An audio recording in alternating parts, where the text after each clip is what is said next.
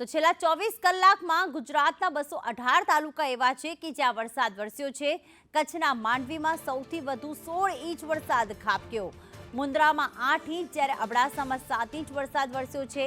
દ્વારકામાં 6 ઇંચ, અંજારમાં 3 ઇંચ વરસાદ વરસ્યો, જ્યારે કે લખપત, ભુજ અને ગાંધીધામમાં 2-2 ઇંચ વરસાદ વરસ્યો છે। એટલે સૌથી વધારે માંડવીમાં વરસાદ 16 ઇંચ જેટલો।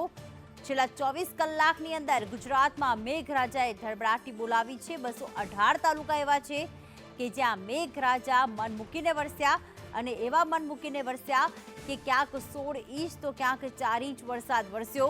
લખપત, ભુજ, ગાંધીધામમાં 2-2 ઇંચ વરસાદ વરસ્યો, પરંતુ માંડવીમાં તો જળબંબાકાર જેવી સ્થિતિ છે। તો જામનગર, દ્વારકામાં હજી પણ પાણી ઓસર્યા નથી।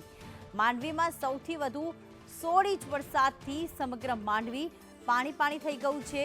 કચ્છના મુન્દ્રામાં પણ 8 ઇંચ, અબડાસામાં પણ 7 ઇંચ, અને આજે પણ કચ્છમાં રેડ એલર્ટ આપવામાં આવ્યું છે।